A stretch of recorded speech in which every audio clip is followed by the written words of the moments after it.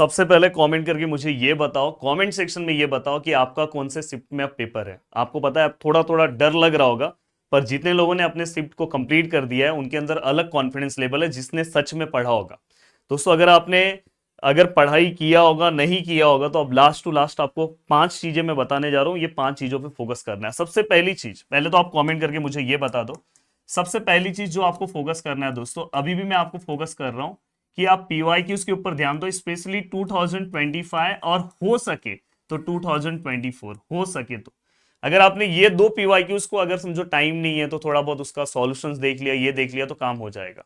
क्योंकि जो स्टूडेंट 11 और 13 के शिफ्ट का पेपर दिए हैं, दोनों स्टूडेंट में ये चीज कॉमन चल रही है कि हाँ सर, अगर हमने पीवाईक्यूज अच्छे से कवर किया है तो पेपर हम बहुत अच्छे से दे रहे हैं। इवन अगर आपने मेरा प्रूफ वीडियो देखा होगा, अगर आपने प्रूफ वीडियो देखा होगा, इसी चैनल पे अवेलेबल है, आप वीडियो सेक्शन में 1-2 वीडियोस के नीचे देखो, प्लीज जाके देखो।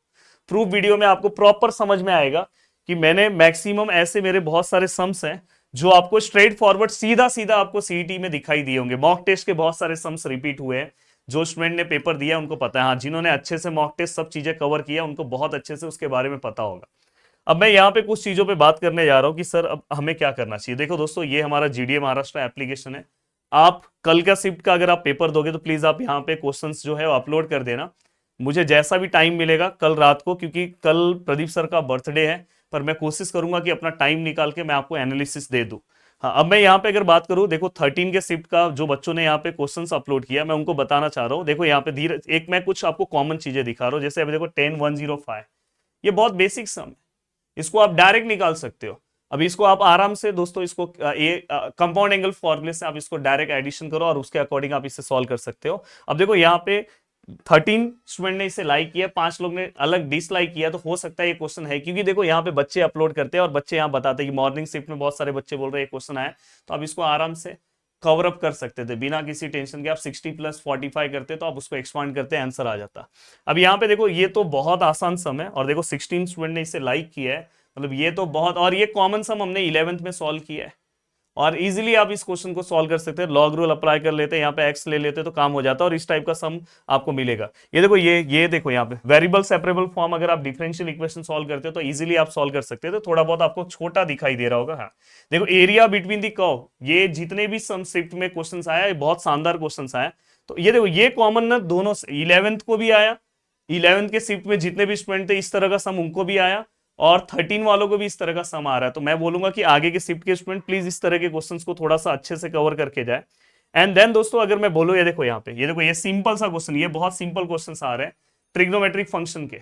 ट्रिग्नोमेट्रिक फंक्शन के आप इजीली ये सब क्वेश्चंस को हैंडल कर लोगे। ये देखो इनवर्स वाले क्वेश्चन, मेरा हमेशा से फोकस रहा है इनवर्स वाले, ये तो इजी इनवर्स है, डायरेक्ट आप इसका आंसर्स निकाल सकते थे। तो आपका ऐसा फोकस होना चाहिए, और इसके अकॉर्डिंग आपको अपने सम्स को क्या करना चाहिए दोस्तों, सॉल्व करना चाहिए। मेरा एक सजेशन है कि प्लीज कल जब आप आओगे, देखो यहाँ पे देखो, ये बोर्ड में भी आपको पूछा गया था, यही वाला सेम टू सेम सम यहाँ पे भी आया। तो कल जब आओगे तो प्लीज आप अपना क्वेश्चन यहाँ पे अपलोड करो। मैं आपको एक सजेशन दूंगा कि अभी के लिए आप क्या करो पता है, सबसे पहला तो अगर आपने कुछ नहीं पढ़ा है तो बस इस पे रेड मार्क कर रहा हूं, इसको करना स्टार्ट कर दो फटाफट फटाफट 2025 के। और मैं बोल रहा हूँ गिने चुने चैप्टर्स, अगर मैं मैथ की बात करूं फिर से मैं आपको कवर कर रहा हूं, वेक्टर कर लो, लाइन और प्लेन कवर कर लो। लाइन और प्लेन के बाद दोस्तों, इसके बाद आपको क्या कवर करना चाहिए, डिफरेंशिएशन, एओडी। आप बोलोगे सर मैंने 12th में डिफरेंशिएशन नहीं किया, भाई आप एक बार सीईटी का डिफरेंशिएशन मेरा लेक्चर्स करो, ऑलरेडी मेरा सीपीएल के लेक्चर्स अवेलेबल है। देन इसके बाद दोस्तों इनडेफिनिट इंटीग्रेशन कवर करो। इनडेफिनिट इंटीग्रेशन जैसे ही आप कवर अप करोगे, फिर उसके बाद अगर आप आगे की ओर देखोगे तो डेफिनेट इंटीग्रेशन कवर करो, और डिफरेंशियल इक्वेशन मत भूलो दोस्तों। और फिर उसके बाद अगर आपसे जो छोटे मोटे टॉपिक हो पा रहे तो अच्छी बात है, पर इतने टॉपिक्स तो आपको कवर अप करना है, और फटाफट फटाफट ये सब टॉपिक को आप कवर करो। और मैं आपको ये बोलूंगा कि सुबह में अगर आपको मॉर्निंग शिफ्ट में पेपर है तो बहुत सारे स्टूडेंट जो मैंने बात किया है, 2 शिफ्ट जिन्होंने पेपर्स दिए हैं, टोटल अपने 4 शिफ्ट हो चुके हैं, तो उसमें मैंने स्टूडेंट से बात किया तो वो हमेशा कि मैं जाके वहां पे फॉर्मूले भूल जा रहा हूँ। वैसे तो वहां पे अगर आप कुछ चीजें भूल जाओगे तो भी आपको याद आ सकता है, क्योंकि आंसर आपके सामने है, 4 ऑप्शंस दिए हैं, चारों में से एक आंसर आपके सामने, बस उसी को पकड़ना है, तो आप आराम से उसको पकड़ सकते हो। इसलिए मैं बोल रहा हूँ कि सुबह के टाइम पे अगर आप कुछ भी नहीं पढ़ रहे हो तो सुबह के टाइम कम से कम फॉर्मूला सब रिवाइज कर लो। देखो बहुत अच्छे से अपनी चीजें आप कवर कर लोगे। तो मिलते हैं दोस्तों नेक्स्ट वीडियो में, बाय बाय, टेक केयर, कल हम मिलेंगे, तो प्लीज याद से आने के बाद यहाँ पे क्वेश्चन अपलोड कर देना जीडीए महाराष्ट्र एप्लीकेशन पे, और जरूर मैं जल्दी जल्दी आपको सॉल्यूशंस भी प्रोवाइड कर दूंगा। चलो बाय बाय, टाटा, जय महाराष्ट्र।